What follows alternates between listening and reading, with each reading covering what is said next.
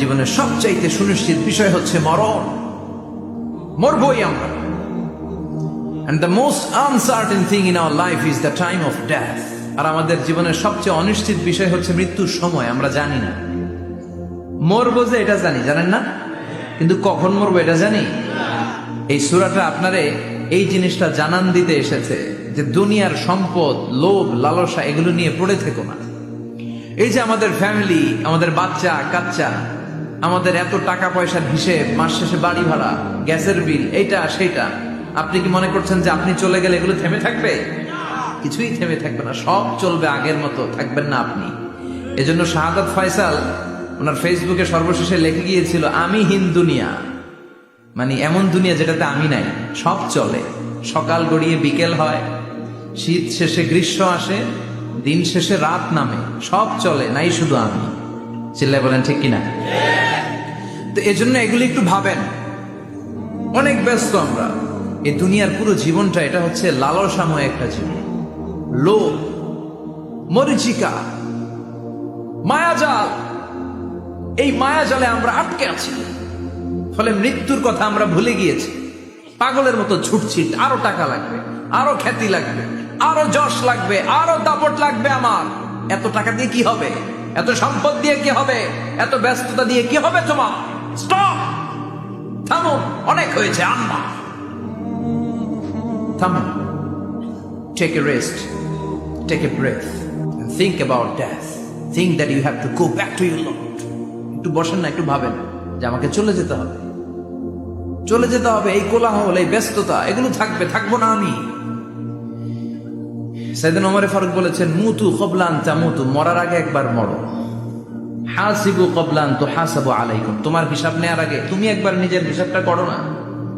কাগজ বের করে একটু লিখো না, কি কি ভালো কাজ করছিলা, যেগুলো দিয়ে নাজাতের ওসিলা হতে পারে, 1 2 3, আর কি কি আকাম কুকাম করছো দেখো না, লিখে দেখো তোমার অবস্থাটা কি। মরার আগে একবার মরো। মরার আগে খাটের মধ্যে শুয়ে শটান করে চোখ বন্ধ করে একবার মরার ভান করে দেখেন কেমন লাগে। চোখটা বন্ধ করেন আর ভাবেন আপনি নাই, কি কি হতে পারে ভাবেন। আপনার ছেলে মেয়েরা কান্না জুড়ে দিবে, আপনার প্রাণের স্ত্রী বিলাপ শুরু করে দিবে, বন্ধু বান্ধবের চিৎকার আর মাতম, স্থানীয় এলাকার মসজিদে ঘোষণা, অমুক এলাকার নিবাসী অমুক ভাই, অমুকের ছেলে অমুক দুনিয়ায় নাই। সব আত্মীয়রা চলে আসবে, ফেসবুকে স্ট্যাটাস দেয়া হবে, সবাই সবাইকে জানাবে বিকাল 4টায় অমুক হাই স্কুল ময়দানে আপনার জানাজা। ছুটে আসবে, সবাই ছুটে আসবে আপনাকে শেষ বিদায় দিতে, গুড বাই জানানোর জন্য, আল ওয়াদা, বিদায় জানাতে আসবে সবাই। 4 তাকবীর দিয়ে আপনার জানাজা হবে, অশ্রুসিক্ত জানাজায় আপনার বিদায় হবে। কাঠের খাটিয়ার মধ্যে করে কাঁধে তুলে আপনার কবরে নেওয়া হবে, আগে থেকে করে রাখা কবরটার মধ্যে আপনারে বিছিয়ে দেয়া হবে, বাঁশের কচি দিয়ে তার উপরে মাটির চাপা দিয়ে সব চলে যাবে। ভাবেন না একবার চোখ বন্ধ করে, this is the circle of life, this is the nature of life. এটা সবার হবে, আমার হবে, আপনার হবে। এত মায়া, এত ভালোবাসা কই যাবে? কেউ থাকবে না, সবাই আপনার অন্ধকার কবরে রেখে দিয়ে চলে আসবে। উপরে বাঁশের কঞ্চি, তার উপরে মাটির চাপা, অন্ধকার আর অন্ধকার। এই অন্ধকার যেন শেষ হতে চায় না, শুধুই অন্ধকার, ঠিক কিনা? এজন্য আমাদের চলে যেতে হবে। দাদা গেল, চাচা গেল, মামা গেল, আমাদেরকেও যেতে হবে, জোরে কোন ঠিক কিনা? সব করে থাকবে, চলে যেতে হবে আমাদেরকে।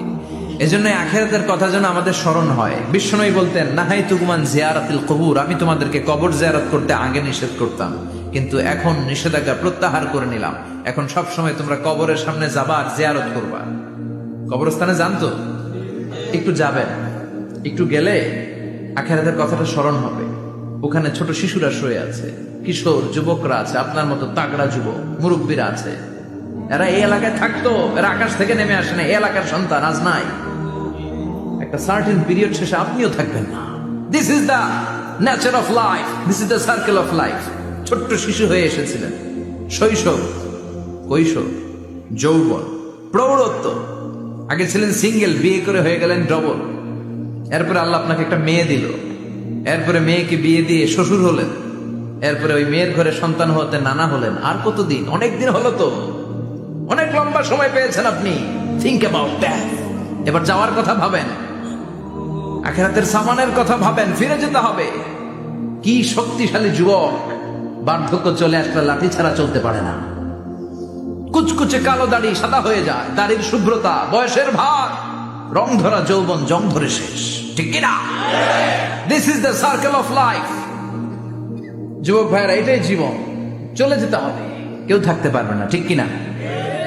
এটা রিমাইন্ডার আল্লাহ এই সূরার ভেতরে দিয়েছেন যে তোমাদেরকে ফিরে যেতে হবে, এই লোভ লালসা ছেড়ে দাও।